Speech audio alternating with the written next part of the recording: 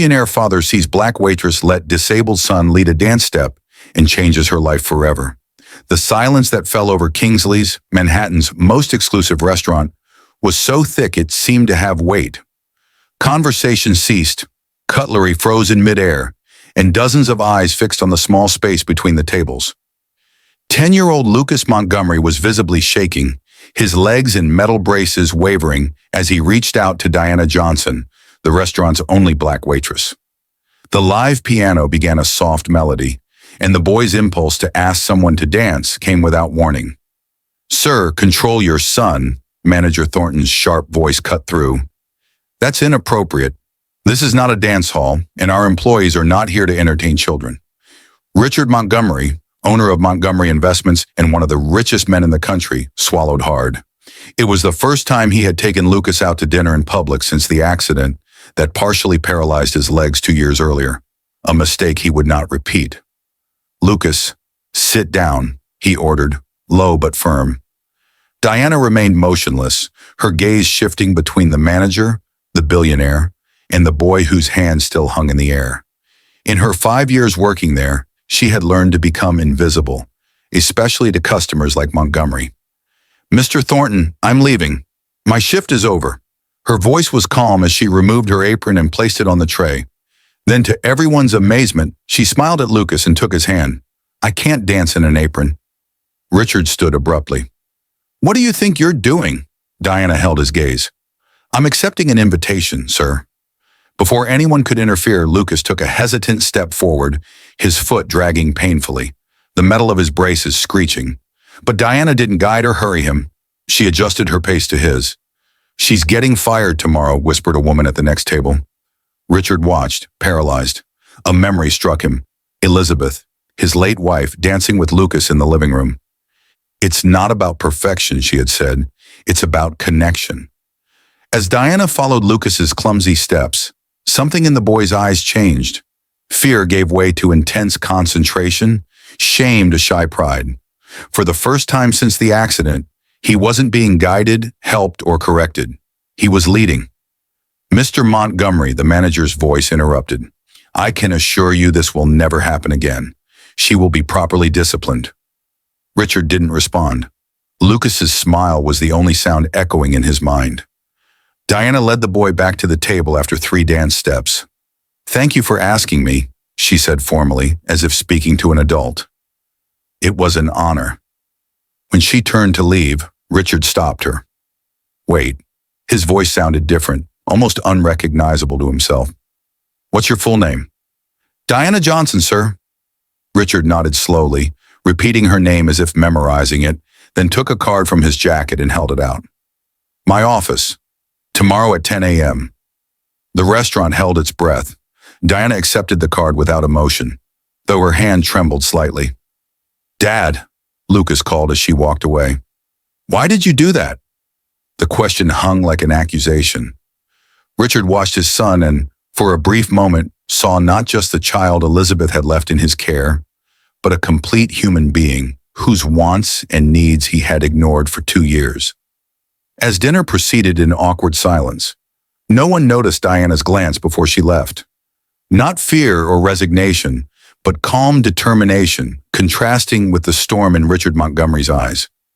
The lobby of Montgomery Tower sparkled with glass and marble, reflecting morning sunlight. Diana felt out of place in her navy blue skirt and white blouse, bought on sale. The people passing wore clothes costing more than her monthly rent. "Diana Johnson to see Mr. Montgomery," she told the receptionist, who examined her before directing her to the 18th floor.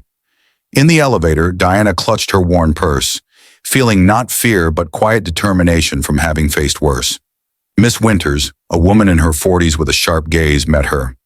"Mr. Montgomery is in a conference call. Follow me." As they walked through mirrored hallways, Diana felt curious stares. A black woman in the executive offices was rare enough to cause speculation. "He had you fired, didn't he?" Winters asked in a waiting room. "It happens. Powerful clients call, and people like you lose their jobs." "People like me," Diana echoed. "You know what I mean?"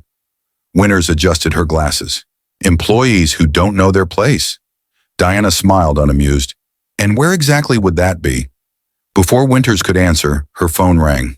"He'll see you now." Richard Montgomery's office took up half the floor, Manhattan visible through floor-to-ceiling windows like a distant playground. "Mr. Montgomery," Diana greeted formally. Richard turned, his face a mask of control. "Miss Johnson, thank you for coming." He pointed to a chair. "Please, do you have a background?" he asked. "Education? College?" Diana's gaze was steady. Bachelor's in Child Development from New York University. Incomplete master's in special education. Something flashed across Richard's face. Surprise, perhaps. "And you work as a waitress?" "I work 3 jobs, actually. Restaurant, bookstore on weekends, and tutoring when I can." Richard picked up a folder. "I did some research, Miss Johnson. I wanted to understand who danced with my son." He opened it, revealing photos Steer. "I co-founded it with my sister Zoe, a dance program for children with physical disabilities." Richard leafed through documents. "It's about to close due to lack of funding." Diana showed no surprise. Of course, he'd find that out in less than 24 hours. "I didn't come to ask for money, Mr. Montgomery." "Then why did you come?" "Because you invited me." Richard laughed, a joyless sound. "Fair enough." He stood, restless. "I want you to work for me." Diana blinked, taken aback. "As a waitress in your house?" Richard's face hardened. "As a therapeutic companion for Lucas." His son's name seemed difficult to say. Diana noticed his eyes drift to a photo of a smiling woman holding a baby. "I have the best specialists, physical therapists, neurologists, psychologists. But what you did yesterday," he paused. "It was the first time I've seen him smile since the accident." The admission was painful. "I don't want a dancer. I want someone who can do what you did. Follow, not lead." Diana studied him. Beneath the facade, she saw a desperate, lost father. "I can pay you 5 times what you're making." Diana stood. Number Richard looked shocked, unaccustomed to refusal. "I don't work for people who see my color or social class before my competence," she said calmly. "And I don't work for those who try to buy solutions to emotional problems." Richard's face flushed. "You're turning down an offer that would solve your financial problems out of pride?" "Out of dignity," Diana corrected, "and because your son deserves more than someone hired to pretend to care." She walked to the door, then paused. "Lucas doesn't need more experts. He needs space to lead his own life." She placed a card on the table. "Freedom Steps classes, Tuesdays and Thursdays, 4 p.m. First class is free." As she left, Winters whispered incredulously, "You turned down Richard Montgomery? Are you crazy?" Diana smiled. "Maybe, but I'd rather be crazy than be property." The next Wednesday at the community center, Zoe ran up, nervously adjusting her hijab. "There's a Bentley outside. You won't believe who's inside." Through the window, Diana saw Lucas looking anxiously out, Richard in the driver's seat, hands on the wheel, fighting an internal battle. "He's not coming in," Zoe predicted. "Men like him don't come to places like this." Diana smiled, recalling Lucas's gaze during their dance. "Don't underestimate a determined son." The car door opened. Lucas got out slowly, adjusting his braces. Then Richard stepped out, in casual pants and a sweater, an attempt to blend in but still screaming privilege. "I told you he'd come," Diana murmured. Zoe stared. "What did you do?" Diana didn't answer, but her eyes sparkled. In her Bronx apartment, under her bed, was a notebook filled with notes about children like Lucas and men like Richard. Years of observation, research, and a plan sparked by accepting a dance. What Richard didn't know was that Diana wasn't just a waitress. She was a woman with a mission. His empire of isolation and privilege was about to face its greatest challenge. The truth that life's greatest lessons cannot be bought, only lived. Freedom Steps operated out of an old warehouse, decorated with handmade posters saying your rhythm, your rules, and every move counts. Children with mobility devices practice free movements to a light beat. "Mr. Montgomery," Diana greeted, wearing the program logo. "Welcome." Lucas watched in awe as a girl in a wheelchair spun and a boy with a prosthetic leg created steps. "It looks chaotic," Richard said, uncomfortable. "There's structure," Diana replied. It's just not the one you recognize. She turned to Lucas. Want to join? He nodded but looked at his father. Go on, Richard said tensely. I'll be here. As Diana guided Lucas, Zoe offered Richard a chair. The first day is hardest for parents, not kids. This isn't therapy, Richard argued. I hired the best specialists. How's that working for Lucas? Zoe asked gently. An older woman with gray hair and braids and an ornate cane entered. Dr. Elaine Mercer, Zoe whispered. Neuroscientist, retired from Harvard. Dr. Mercer greeted children, then noticed Richard. Mr. Montgomery, you rejected my research proposal 3 times. I didn't expect you here. I oversee the research, she explained. We study how non-directive movement affects neural reconfiguration in children with motor challenges. Research? Richard frowned. I thought this was a community dance class. Diana returned, leaving Lucas with another child. Freedom Steps is a pilot motor rehabilitation program based on movement autonomy, integrating adaptive dance with neuroscientific principles. Why work as a waitress if you lead this? Because we lack funding, and you rejected us 3 times. The penny dropped. You were Dr. Mercer's assistant. Co-author, Dr. Mercer corrected. Diana left college to care for her sister, but her work is groundbreaking. You knew who I was at the restaurant, Richard said. From the moment you walked in, Diana confirmed. When Lucas danced, I saw an opportunity to show, not tell. Was it staged? Absolutely not. Lucas chose to get up. I chose to follow. Reporters entered and Richard tensed. What's this? Part 2 of the plan. Diana smiled. Zoe showed a new article. Revolutionary motor rehabilitation methodology shows promising results. We published today, Doctor, Mercer said, and invited the press. You used my son for a PR stunt? Richard's voice was ice. Diana led him to a side room with photos of children and progress stats. An empty frame hung on the wall. Our future, she said, a full rehabilitation center for 500 children a year instead of 50. You orchestrated this, the dance, the meeting, bringing me here on press day. 4 months ago, you canceled our meeting without reading the proposal. I promised I'd find a way. Diana, Zoe interrupted. It's Lucas. They rushed back. Lucas was in the center, music off, everyone watching. He'd removed one brace, trying to balance on one support. Lucas, Richard started, but Diana stopped him. Wait, watch. Lucas took a deep breath, then a complete step without full support, small, shaky, but his. The children cheered, cameras flashed. Richard's unreadable face showed unshed tears. That's why we created Freedom Steps, Diana said. It's not about perfect steps, it's about first steps on your own. This could have been done without manipulating me, Richard said. It could have if you'd answered our calls or read our proposals. Reporters noticed Richard as Lucas practiced his step, oblivious to the tension. Richard was cornered, withdraw in anger, confirming his cold reputation, or embrace the moment. Between his power and his son's freedom, he faced unfamiliar territory where neither money nor influence defined the next step. His gaze shifted between Lucas and the reporters. Humility wasn't in his vocabulary, but seeing Lucas's transformation, something broke. Mr. Montgomery, a reporter asked, could you comment on your presence at Freedom Steps? Is it true your foundation rejected this program 3 times? Richard glanced at Lucas, then smiled. You know what's hardest for someone in my position? Admitting when we're wrong. The room fell silent. The Montgomery Foundation will fully fund Freedom Steps for 5 years and build a permanent rehabilitation center based on Dr. Mercer and Ms. Johnson's methodology. Camera flashes exploded. Zoe gasped. On one condition, he added, watching Diana tense, that Ms. Johnson retain complete autonomy over the program. No corporate interference. 3 months later, bulldozers cleared ground for the new center, designed with input from children and families. Diana supervised, often with Lucas and other children. Richard showed up, observing silently.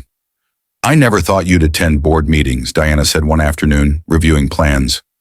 I never thought I'd study neuroplasticity at 50, Richard replied, rubbing his eyes over a marked-up article. Is this public penance or do you care? Lucas asked to remove his second brace last week. I know, Diana said. He told me. His therapist said that was impossible for 2 years. You fired her, Diana smiled, because you said she was wrong. And she was. Diana pointed to a photo of Lucas balancing with one crutch. He's progressing faster than predicted. Why never accept my apology? Richard asked. Because you never apologized. You redirected resources, funded our program. That's compensation. Richard nodded. Fair. At the opening ceremony 6 months later, the adaptive space was filled with children moving freely. Lucas, now with a lightweight brace, led a choreographed routine with 3 others, his movements flowing with unexpected confidence. Richard watched, not interfering. He doesn't need you to hold him anymore, Diana said, approaching. No, Richard agreed, but he needs me to be around. Crucial difference. Thank you, he said simply. For what? For teaching me to follow. A reporter approached. Mr. Montgomery, how does it feel to see your son's progress? Richard looked at Lucas helping a younger girl, proud not of what he's overcome, but of what he's created for others. What's the biggest lesson? That true leaders don't guide others down their path, but follow when shown a better way. A year later, Freedom Steps expanded to 3 cities. Diana received a Pediatric Rehabilitation Innovation Award, her methodology adopted in hospitals nationwide. Lucas, using a light cane on tough days, enrolled in regular school and became a youth spokesperson. Watching Diana closely, his voice steady but softer than anyone had heard it before. On one condition, he repeated, you run it. No board, no red tape, just you and your vision. A collective inhale swept the room. Dr. Mercer blinked, clearly startled. Zoe's hand flew to her mouth, her eyes darting to Diana. Diana didn't respond immediately. Her expression didn't change, but something tightened around her eyes. Not fear, not surprise, but caution. She looked at Lucas, who now smiled so wide it looked like light had found his face again. I'll need a full charter of autonomy, she said after a pause. We decide the hires, we decide the methodology. The kids stay in control. No branding it after your name. This isn't Montgomery Steps, it's Freedom Steps. Richard nodded slowly, a smile curving faintly on his lips. Almost humble. Deal. The applause that broke out felt real. Not for Richard's money, but for the barrier he had just stepped across. Lucas hobbled toward his father, his single brace clanking against the floor, and hugged him tight. For the first time, Richard knelt. No fanfare, no speeches. Just knelt and hugged his son back. 3 months later, the ribbon-cutting ceremony of the new Freedom Steps Rehabilitation and Movement Center drew crowds from all corners. Therapists, parents, media, and even rival philanthropists. The old warehouse had been transformed. Solar panels, open spaces, soundproof dance rooms, adaptive playgrounds, and even a rooftop garden where children practiced sky dances. A stage had been set, but Diana insisted it be the children who spoke first. Lucas, now using only one cane, stepped up to the mic, his voice slightly nervous. I thought I couldn't dance again, but Ms. Diana didn't teach me to dance. She taught me to lead. And sometimes, even grown-ups need to follow. The audience laughed warmly, and Diana stepped forward next, her voice unwavering. We're not changing lives, we're giving people space to change their own. All children need is the freedom to try, and to fail, especially to fail. Because movement isn't just physical, it's emotional, it's human. Later that evening, at a small private gathering upstairs, Dr. Mercer pulled Diana aside. You were never just a waitress, Diana smiled. Number. But sometimes the best way to be heard is to listen first. Richard approached, holding 2 glasses of sparkling water. He offered one to Diana. Lucas says you're working him harder than any therapist ever did. I'm just following his rhythm, she replied, sipping. Richard nodded, looking out at the city skyline. When Elizabeth died, I didn't know how to raise a son, let alone one who'd never run again. I was going to buy him the world, not realizing all he wanted was to be seen. And now, Diana asked. Now, he sighed, smiling softly. I see him. Diana raised her glass. To seeing, to following, he added. Epilogue, 6 months later, a TED Talk titled The power of following, rethinking leadership through movement therapy, went viral. Delivered by Diana Johnson. She wore simple clothes, no makeup, but her words pierced deeper than any glossy presentation ever could. Behind her, Lucas danced, freely, fluidly, and not always gracefully, but entirely on his own terms. In the front row, Richard Montgomery watched. No longer the unapproachable billionaire, but a father, changed not by power, but by humility. And beside him sat Zoe, Dr. Mercer, in a sea of parents who finally believed in something more than prescriptions. Possibility. Freedom Steps expanded to 3 new cities the following year. Not because Richard built it, because Diana dared to say no, and then dared to follow. On one condition, he added, watching Diana carefully. The excitement in the room waned for a heartbeat as everyone braced for the catch. "I want to be involved," Richard said, "not just as a donor or name on a plaque. I want to learn, to volunteer, to understand what makes this place work and why my son smiled here before he did in 2 years." Diana blinked, unsure whether to be surprised or impressed. "That's not a condition," she replied softly. "That's a start." The reporters murmured among themselves, sensing a shift not just in the story, but in the man at the center of it. Richard Montgomery, the titan of finance, the cold boardroom strategist, looked humbled in a converted warehouse among children with braces and wheelchairs. Lucas hobbled toward them, supported by a new friend, laughing in a way Diana hadn't heard before. "Dad," he called out, "did you see me?" Richard knelt down, his tailored clothes creasing, not caring. "I saw every second," he said, voice cracking. "I've never been prouder." Zoe, standing beside Diana, whispered, This might actually work." Diana nodded. "It already is." Over the following weeks, everything changed. Montgomery Tower, known for its glass walls and steel hearts,